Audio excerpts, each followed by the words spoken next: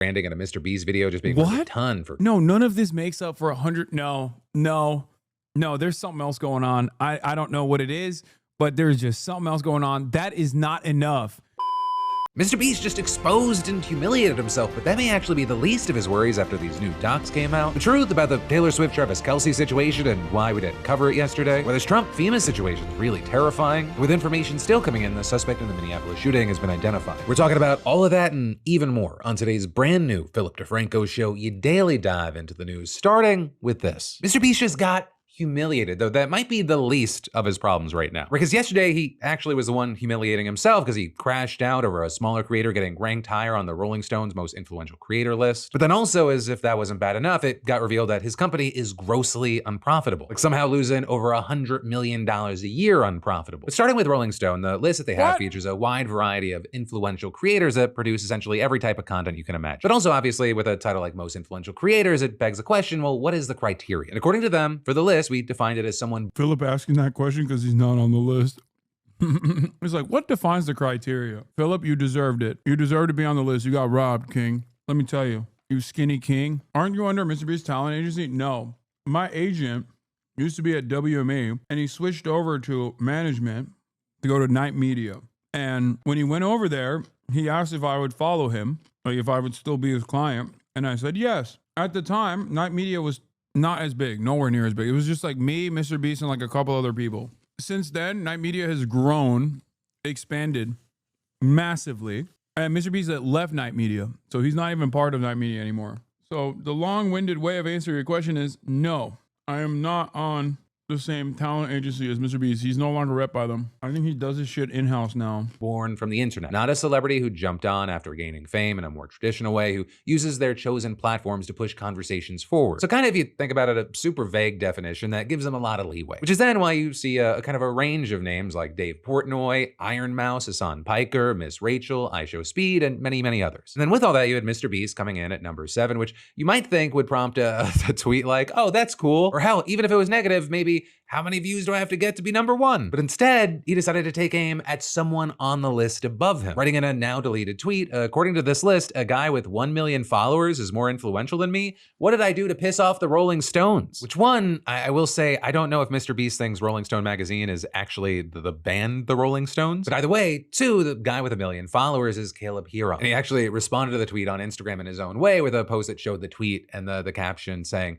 "Thank you, Rolling Stone. It's been an honor." You know, this was such a dumb, petty tweet. My favorite thing wasn't even watching people like writing funny tweets and reacting to it. It was actually seeing some people realize in real time that this wasn't like a parody account. This was actually a real thing that he posted. Okay, dude. There's no way Mr. Beast posted that. That's so funny. No, Mr. Beast didn't actually post that, chatters. Calm down. It's Caleb is making a joke. Wait, he did? Oh my God, he actually did. Oh my God, he did.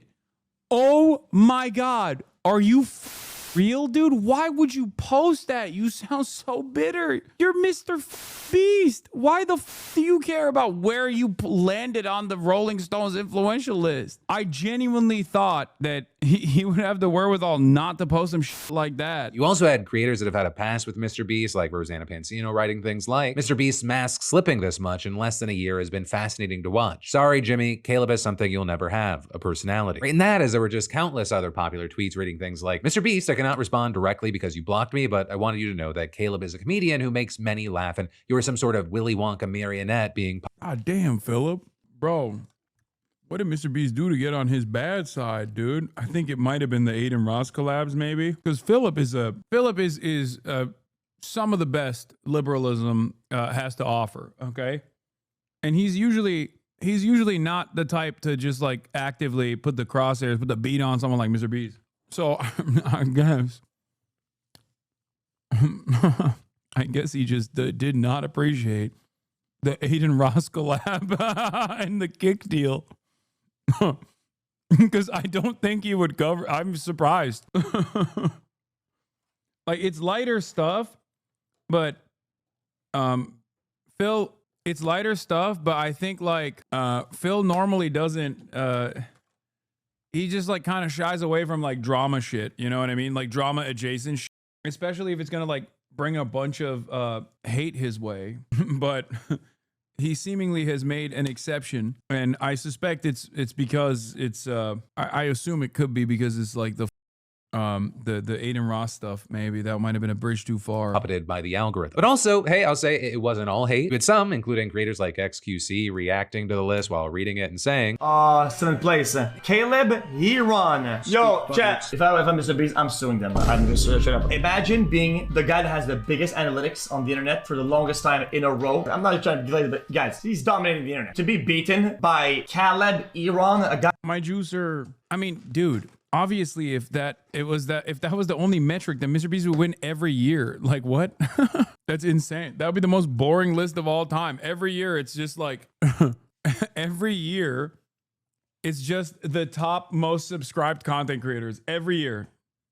If there's a little bit of change, then that's reflected in the quantitative assessment.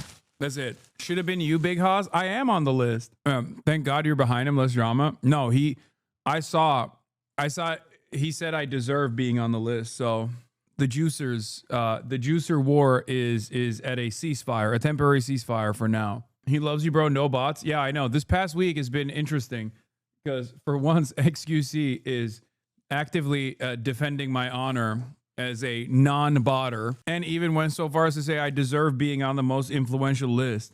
That I've never seen in my entire life. Appearing on a photo with Aiden makes you lose 5 points off the top 10 is what it is. But either way, there you had Mr. Beast eventually deleting his tweet, and when replying to someone about the situation wrote, "Not gonna lie, after this I watched some of his stuff and it's actually good. I deleted the tweet. I don't want the smoke from the shooters. Spare me, please." So then he also got blasted even more for not apologizing and instead fearing the backlash. As far as Caleb, it appears that he's just taken the whole thing in stride and joked on his Instagram story that he's in peace talks with Mr. Beast right now. Right, and also, Caleb's the GOAT. I already have been in talks with him. Unfortunately, he's too busy and too goddamn Hollywood. And he's too busy to be on the podcast. It's all right.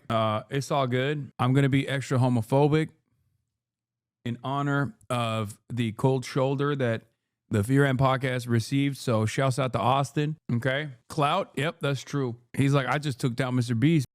Who the do you think you are? No, I'm kidding. He was like, no, he didn't big time me. I'm joking. Oh my God. I forget that some people take this shit seriously.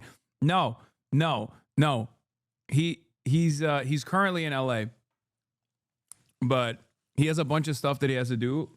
So he can't come on the podcast. I asked him like a day before, you know, someone tried to say your C-word era was the reason. Yeah. That someone is not just any person. That is a civil rights attorney.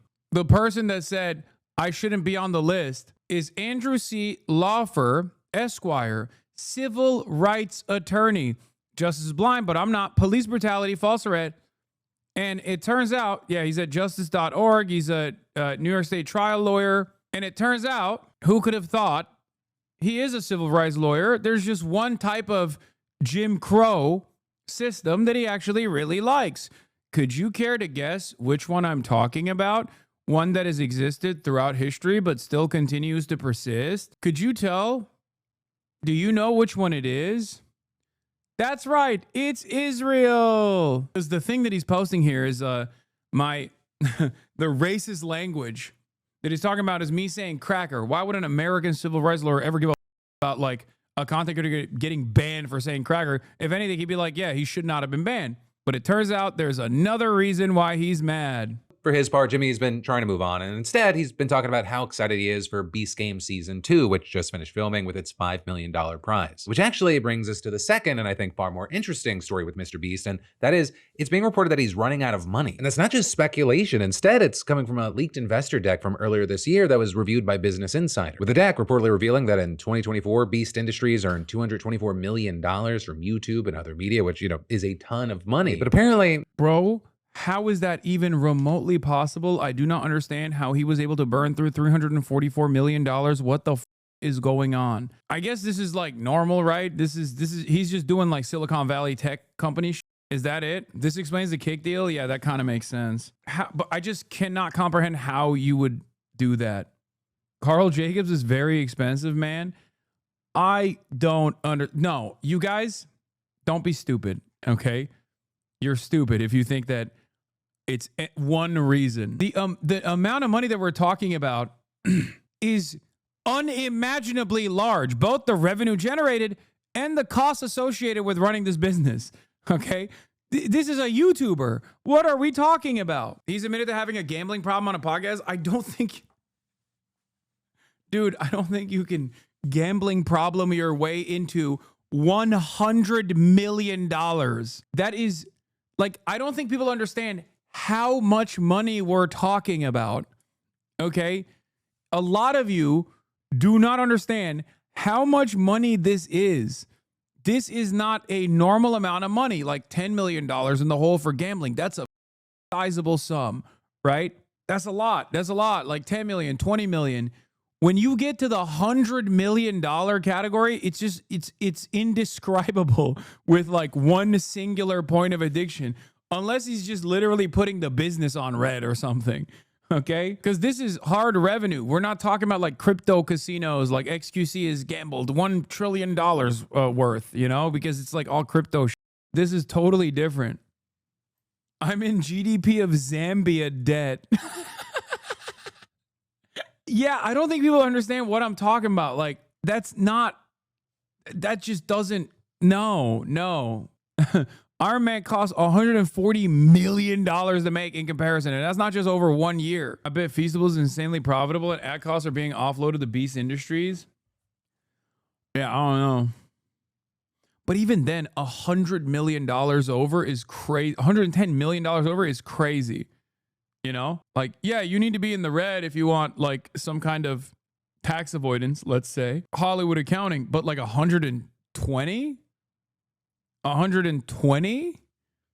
That's beyond. That was because the company spent $344 million.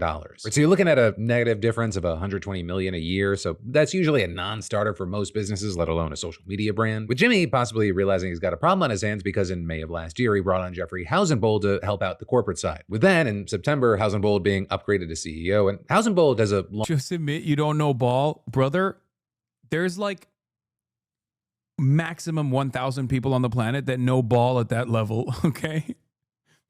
Like, I'm talking other billionaires don't know ball like that.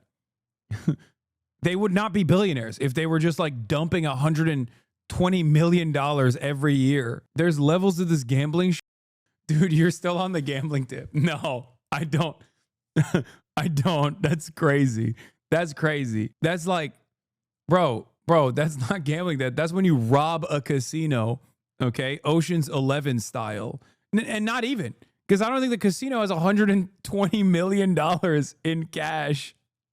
Long successful resume as the former CEO of Shutterfly and a venture capitalist that led SoftBank's $100 billion vision fund. It appears he has tons of ideas for tackling the insane costs that Mr. Beast has run up with his production, some of which seem obvious. Things like, for example, Mr. Beast apparently pays retail on like everything. So let's say it's like a video that features gym equipment. Jimmy is apparently buying that for full value, which for a creator of that size doing a production that large, it's almost unheard of. There's seen as any amount of branding in a Mr. Beast video just being worth a ton for companies. No, none of this makes up for 100.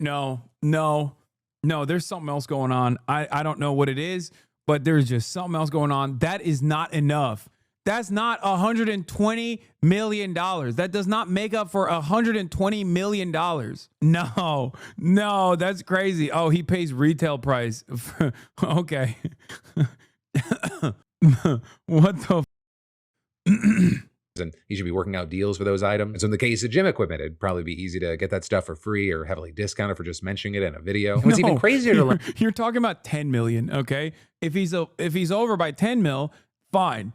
Maximum. Even then, that's too much. Okay? Nope. No shot. No fucking shot, dude.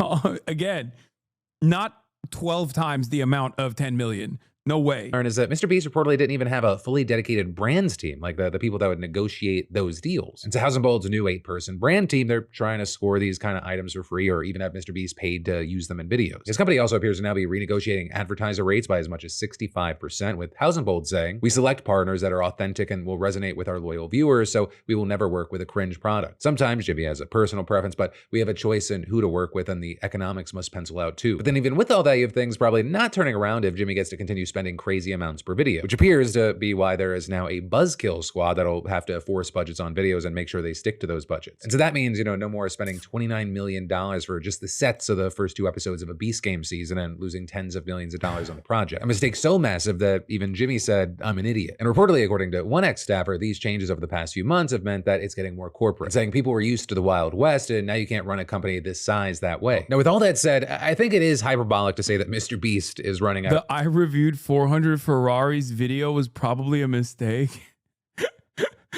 Dude, there's just nothing that makes sense there, okay? It just does not make sense at all. That is so much money. That is an incredible amount of money.